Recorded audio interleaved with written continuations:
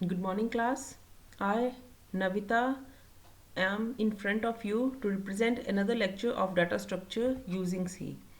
The topic which I am going to discuss with you people today is another operation performed on double linked list. The operation I am going to discuss with you is insertion performed on double linked list. Now let's see. First of all, what do you mean by double linked list?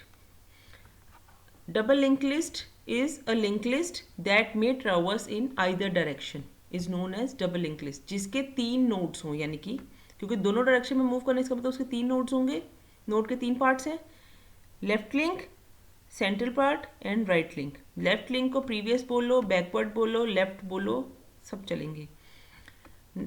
Right part को next बोलो right बोलो forward बोलो सब चलेंगे left में होगा address to previous node right में होगा address to next node center है इन्फो पार्ट ठीक है left link data contains information left link contains address of previous node right link contains address of next node of link list जैसे कि ये ठीक है मैंने अपने केस में इस लेफ्ट नोड को नेम दिया है बैक और राइट नोड को नेम दिया है फॉरवर्ड यानी कि मैं अगर इस पार्ट को असेस करूंगी तो मैं बैक नेम से बैक ऑफ नोड ब्रैकेट में नोड का एड्रेस इस पार्ट को असेस करना है फॉरवर्ड ऑफ नोड सेंटर को इन्फो और उसके ब्रैकेट्स में नोड का एड्रेस ठीक है now let's see the insertion process बच्चे इस केस में डबल लिंक लिस्ट के केस में जब हमने इंसर्शन करनी है तो हमने assumption क्या लेनी है कि the insertion has to be performed between two nodes LOC A and LOC B. This is our given assumption. ठीक है हमारा यानी कि गिवन कंडीशन कह लो गिवन assumption कह लो कुछ भी कह लो हमारा प्रॉब्लम है कि we need to insert a new node between two nodes named as LOC A and LOC B. These are the two nodes. अब अगर LOC A इस नोड का नाम है इस नोड का नाम हो गया LOC A इस नोड का नाम हो गया LOCB अब हमारी प्रॉब्लम क्या है हमने एक नया नोड इंसर्ट करना है सबसे पहले अगर हम insertion on singly link list recall करें तो insertion on singly link list के केस में भी हम लोग क्या करते थे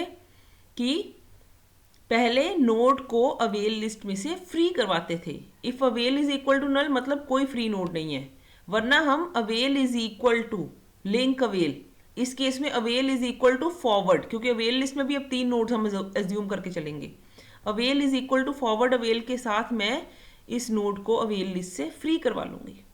जब ये फ्री हो गया अब ये नोड पीटीआर की फॉर्म में मैंने फ्री किया है ठीक है उस नोड को जिसको फ्री करवाना था उस नोड को नेम तो देना था तो मैंने उस नोड को पीटीआर नेम दे दिया PTR is equal to avail and avail is equal to forward avail से मैं इसको फ्री करवा दूंगी अब इस नोड का नाम पीटीआर है अगर इस नोड का नाम पीटीआर है तो इसके लेफ्ट लिंक में मुझे क्या चाहिए LOCA का एड्रेस यानी कि back of PTR is equal to LOCA और इसके राइट लिंक में मुझे क्या चाहिए फॉरवर्ड ऑफ पीटीआर में LOCB का एड्रेस सिंपल ठीक है अब यही काम हमने LOCA के राइट लिंक में और LOCB के लेफ्ट लिंक में भी करना है LOCA के राइट लिंक में इस नोड को असेस कैसे करेंगे फॉरवर्ड ऑफ LOCA ये राइट पार्ट कैसे असेस होता है फॉरवर्ड से और इस नोड का एड्रेस क्या है LOCA इसमें हमने क्या डालना है PTR को ताकि ये इसको पॉइंट करे ये तो इसको पॉइंट कर चुका है इसको भी इसको पॉइंट करवाना डबल डायरेक्शन है ना the same is the case with back part ठीक है इसका बैक पार्ट कैसे असेस होगा बैक ऑफ LOCB और इसमें हमने क्या डालना है PTR ताकि ये नोड अब इसको पॉइंट करे ठीक है यही चार स्टेप्स के साथ हमने अपडेशन कर देनी है सबसे पहले अवेल लिस्ट से इस नोड को फ्री करवाएंगे उसके बाद इसका नोड का न्यू नोड के लेफ्ट लिंक को राइट लिंक को ऐसे ही जो प्रीवियस नोड्स LOC LOCB उसका फॉरवर्ड लिंक और उसका बैक लिंक और बाद में इन्फो पार्ट में चाहे उसको पहले कर दो चाहे बाद में कर दो डजंट मैटर उसके इन्फो पार्ट में नया डाटा डाल देंगे now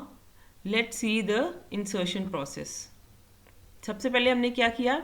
insertion DLL double link list कैसे होगी parameters info back forward start avail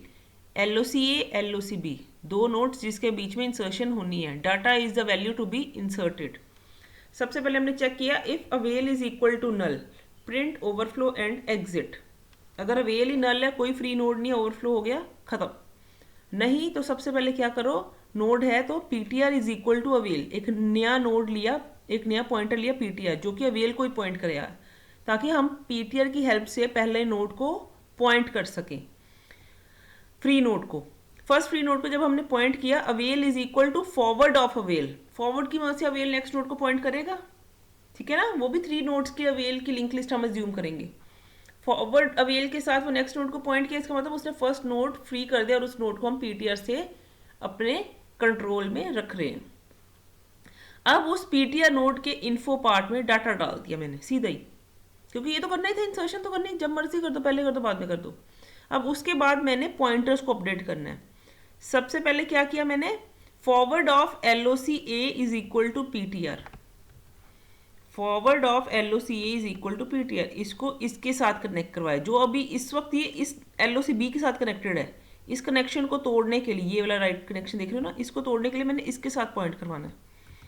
next है forward of ptr is equal to LOC B, forward of ptr is equal to LOC B, दोनों के forwards को update किया, इसका forward और इसका फॉरवर्ड. नेक्स्ट देखें, back of LOC B is equal to ptr, back of LOC B is equal to ptr, इसके backward को इसके साथ करवाया और इसके बैक को इसके साथ. Back of ptr is equal to LOC A, back of ptr is equal to LOC A. That's it, 4 nodes को हमने अपडेट किया. ठीक है, I hope my today's presentation is clear to you. Any queries, please put them in your comment section. Thank you.